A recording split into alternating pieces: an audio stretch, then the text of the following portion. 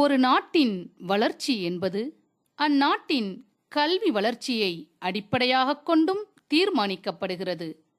அந்த வகையில் கல்வி வளர்ச்சியில் இந்திய திருநாட்டிற்கே முன்னோடி மாநிலமாக தமிழ்நாடு திகழ்கிறது.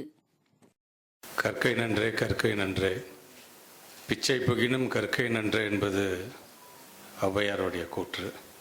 4,80,000 பேருக்கு இது போன்ற அடிப்படை எழுத்தறிவை நாம் வழங்க வேண்டும் என்கின்ற அந்த இலக்கை தாண்டி 5,28,000 பேருக்கு இதை நாம் வழங்கியிருக்கின்றோம் என்று சொல்லுவதே நமக்கு இருக்கின்ற ஒரு மிகப்பெரிய பெருமை. அதில் பணியாற்றி கொண்டிருக்கின்ற பழனிசாமி சார் உள்ளிட்ட அவருடைய கரத்தை வலுப்படுத்தி கொண்டிருக்கின்ற அனைத்து நம்முடைய உயர் அலுவலர்களுக்கும், குறிப்பாக இந்த தன்னார்வலர்கள், ஏன்னா எந்த ஒரு எதிர்பார்ப்பும் இல்லாமல் இதை செய்ய வேண்டும் என்று நினைக்கக்கூடிய தன்னார்வலர்களுக்கு நான் என்றைக்குமே நன்றி சொல்ல நான் கடமைப்பட்டிருக்கின்றேன். தமிழகத்தில் இருக்கக்கூடிய அத்தனை கிராமங்களிலும் நகர்ப்புற பகுதிகளிலும் எங்கெங்கெல்லாம் எழுத படிக்க தெரியாதவர்கள் இருக்கின்றார்களோ அவர்களை கண்டறிந்து அவர்களுக்கு எழுத படிக்க கற்றுக் கொடுப்பதுதான் இந்த புதிய பாரத எழுத்தறிவு திட்டத்தினுடைய முக்கிய நோக்கம். தமிழ்நாட்டில் எழுத படிக்க தெரியாதவர்கள் எவரும் இல்லை என்ற நிலையை ஏற்படுத்துவதுதான் இந்த புதிய பாரத எழுத்தறிவு திட்டத்தினுடைய முக்கிய குறிக்கோள். எல்லோருக்கும் எல்லாம் என்பதை மனதில் கொண்டு மாநிலத்தின் வளர்ச்சிக்காக தமிழ்நாடு அரசு முன்னெடுத்து செயல்படுத்தி வருகின்ற திட்டங்கள் ஏராளம் ஏராளம். எண்ணென்ப ஏனை எழுத்தென்ப இவ்விரண்டும் கண்ணென்ப வாழும் உயிருக்கு என்றார் வள்ளுவ பெருந்தகை. வள்ளுவ பெருந்தகையின் இவ்வாக்கிற்கேற்ப இவ்வுலகில் மனிதராய் பிறந்த அனைவருக்கும் எண்ணறிவும் எழுத்தறிவும் இரு கண்களாக கருதப்படுகின்றன. பள்ளி கல்வி வளர்ச்சிக்கு எண்ணற்ற திட்டங்களை சிறப்பாக செயல்படுத்தி வரும் தமிழ்நாடு அரசு 15 வயதுக்கும் மேற்பட்ட எழுத படிக்க தெரியாத அனைவருக்கும் அடிப்படை எழுத்தறிவு கல்வியை வழங்கிடும் வகையில் பல்வேறு திட்டங்களை சிறப்பாக செயல்படுத்தி வருகிறது. 2011ஆம் ஆண்டு மக்கள் தொகை கணக்கெடுப்பின்படி தமிழ்நாட்டின் எழுத்தறிவு சதவீதம் 80.33% உள்ளது. மாநிலத்தின் எழுத்தறிவு 100% எட்ட வேண்டும் என்பதை கருத்தில் கொண்டு முற்றிலும் எழுத படிக்க தெரியாத அனைவருக்கும் அடிப்படை எழுத்தறிவு மற்றும் எண்ணறிவு வழங்குவதை முக்கிய நோக்கமாக கொண்டு பள்ளிசாரா மற்றும் வயது வந்தோர் கல்வி இயக்ககம் சிறப்பான முறையில் செயல்பட்டு வருகிறது. அறியாமை அகலுதல், தன்னம்பிக்கை வளர்த்தல், தாழ்வு மனப்பான்மை நீக்குதல், பிறர் உதவியின்றி செயல்படும் தன்மையை வளர்த்தல், குடும்ப மற்றும் சமூக ஏமாற்றங்களிலிருந்து தற்காத்துக் கொள்ளுதல், சுயமரியாதையோடு வாழ வழிவகுத்தல், தங்களுக்கான உரிமையை அறிந்து கொள்ளுதல் போன்ற பல்வேறு வாழ்வியல் திறன்களை வயது வந்தோர் கல்வி திட்டங்களின் மூலம் கற்றுக்கொள்ள வழிவகை செய்யப்பட்டுள்ளது. வயது வந்தோரின் கல்வி வளர்ச்சிக்காக இதுவரை தமிழ்நாடு அரசு பல்வேறு திட்டங்களை சிறப்பாக நடைமுறைப்படுத்தி உள்ளது. உதாரணமாக வயது வந்தோர் கல்வி திட்டம், மாநில வயது வந்தோர் கல்வி திட்டம், அறிவொளி இயக்கம், கற்கும் பாரதம் திட்டம், சிறைவாசிகளுக்கான சிறப்பு எழுத்தறிவு திட்டம், கற்போம் எழுதுவோம் இயக்கம் என பல்வேறு திட்டங்களை தமிழ்நாடு அரசு செயல்படுத்தியுள்ளது.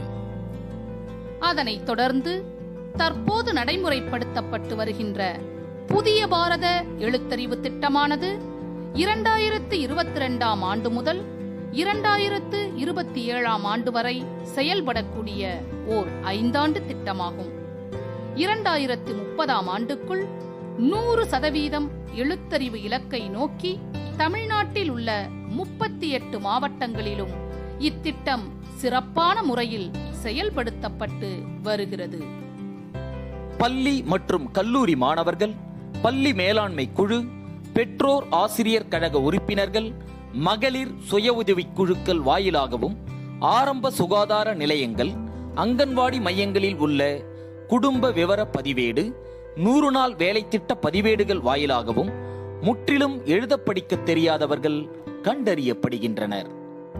இவ்வாறு கண்டறியப்படும் கல்லாதோரின் விவரங்கள் அவர்கள் சார்ந்த குடியிருப்பு பகுதிகளில் உள்ள அரசு மற்றும் அரசு உதவி பெறும் பள்ளிகளின் தலைமை ஆசிரியர் அல்லது தன்னார்வலர்கள் மூலம் பதிவு செய்யப்படுகிறது.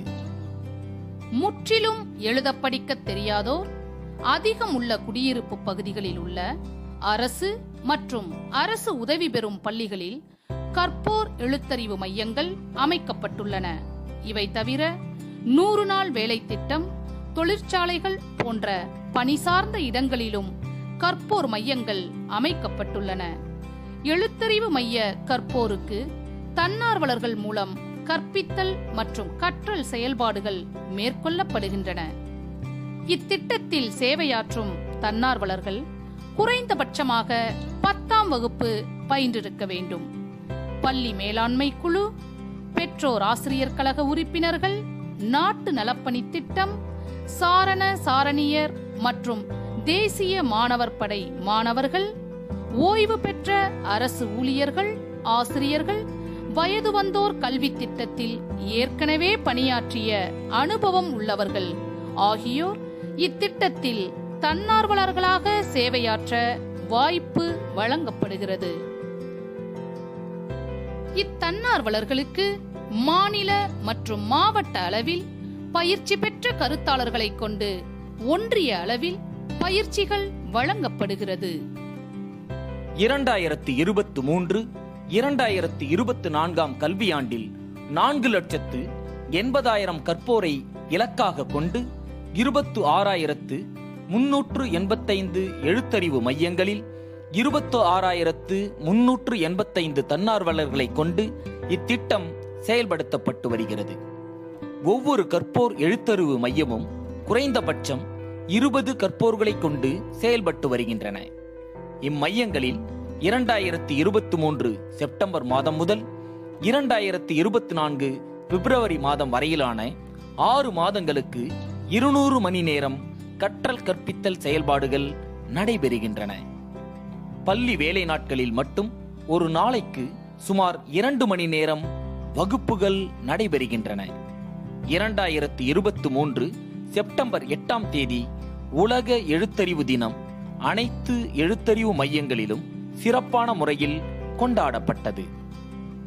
புதிய பாரத எழுத்தறிவு திட்டத்தின் செயல்பாடுகளை கள அளவில் சிறப்பாக செயல்படுத்தும் வகையில் மாவட்ட முதன்மை கல்வி அலுவலர், மாவட்ட கல்வி அலுவலர், வட்டார கல்வி அலுவலர், உதவி திட்ட அலுவலர் மற்றும் ஆசிரியர் பயிற்றுனர்கள் ஆகியோர் கற்போர் மையங்களுக்கு நேரடியாக சென்று ஆலோசனைகளையும் வழிகாட்டுதல்களையும் தொடர்ந்து வழங்கி வருகின்றனர்.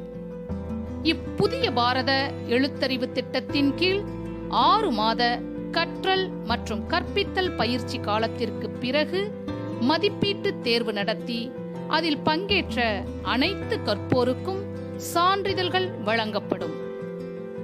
தமிழ்நாட்டில் வயது வந்தோர் கல்வி திட்ட செயல்பாடுகளில் மேலும் ஓர் மைல்கல்லாக புதிய பாரத எழுத்தறிவு திட்ட செயல்பாடுகளை சிறப்பாக செயல்படுத்துவதின் அடிப்படையில் ஒவ்வொரு மாவட்ட அளவில் தெரிவு செய்யப்படுகின்ற 3 சிறந்த கற்போர் எழுத்தறிவு மையங்களை சார்ந்த பள்ளி தலைமையாசிரியர், தன்னார்வலர்கள், ஆசிரியர் பயிற்றுனர், தொடர்புடைய அலுவலர்கள் ஆகியோரை ஊக்குவிக்கும் வகையில் கேடயம், பாராட்டுச் சான்றிதழ் மற்றும் பதக்கங்களை உள்ளடக்கிய மாநில எழுத்தறிவு விருது தமிழ்நாடு அரசினால் வழங்கப்பட்டு வருகிறது என்பதும் குறிப்பிடத்தக்க சிறப்பம்சமாகும். 1990s நமக்கு ஆல்மோஸ்ட் பார்த்தீங்கன்னா இந்த எழுத்தறிவுக்கான அந்த பெர்சன்டேஜ் பார்த்தீங்கன்னா 62% இருந்தது. இன்றைக்கு அது 80% தாண்டி இருக்குது என்று சொன்னால் அதை 100% ஆக்க வேண்டும் என்கிற எண்ணத்தோடு தான் இன்றைக்கு தமிழக அரசு, தமிழ்நாடு முதலமைச்சர் இன்றைக்கு விளங்கி கொண்டிருக்கின்றார். ஆக அதற்கு அவருடைய கரத்தை வலுப்படுத்தி கொண்டிருக்கின்ற தலைமை ஆசிரியர், தன்னார்வலர்கள், ஆசிரியர் பயிற்றுனர்கள் உங்கள் அனைவருக்குமே என்னுடைய நன்றியை சொல்ல நான் கடமைப்பட்டிருக்கின்றேன். ஆக உங்களுக்கு விருது வழங்குவது என்பது ஏதோ உங்களை பெருமைப்படுத்துவதல்ல, ஒரு அறிவு சார்ந்த ஒரு சமுதாயத்தை உருவாக்க வேண்டும் என்ற வகையிலே பாடுபட்டு கொண்டிருக்கின்ற உங்களுக்கு விருது வழங்குவது என்பது எங்களுக்கு நாங்களே பெருமை தேடிக் கொள்கின்ற ஒரு நிகழ்வாகத்தான் இந்த நிகழ்வை நாங்கள் பார்க்கின்றோம். வணக்கம், என் பேர் சி ஹேமலதா. நான் MSc முடிச்சிருக்கேன். தமிழ்நாடு அரசு நடைமுறைப்படுத்தியுள்ள புதிய பாரத எழுத்தறிவு திட்டத்துல என்ன நானே இணைச்சுக்கிட்டதுல மிக்க மகிழ்ச்சி. இந்த திட்டத்தின் மூலமா எங்க கிராமத்தை சேர்ந்த 15 வயதுக்கு மேற்பட்ட எழுத படிக்க தெரியாத பாமர மக்களுக்கு எழுத்தறிவு வழங்க இருக்கிறோம். இந்த திட்டத்துல அவங்க ஓய்வு நேரத்துல அவங்க இல்லங்களிலே சென்று சொல்லிக் கொடுப்போம். அதே போல அவங்க வேலை செய்கிற 100 நாள் வேலை திட்டம் போன்ற இடங்களிலும் சென்று சொல்லிக் கொடுத்துட்டு இருக்கோம். இந்த திட்டமானது இந்த ஆண்டு செப்டம்பர் மாதம் துவங்கி அடுத்த ஆண்டு 2024 பிப்ரவரி மாதம் வரை நடக்க இருக்கு.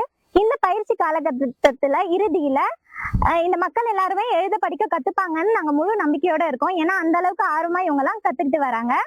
இந்த திட்டத்தை எங்களுக்காக எங்க மக்களுக்காக கொண்டு வந்த தமிழ்நாடு அரசுக்கு எங்களுடைய மனமார்ந்த நன்றிகள். இதுக்கு முன்னாடி எனக்கு எழுதவும் தெரியாது, படிக்கவும் தெரியாது.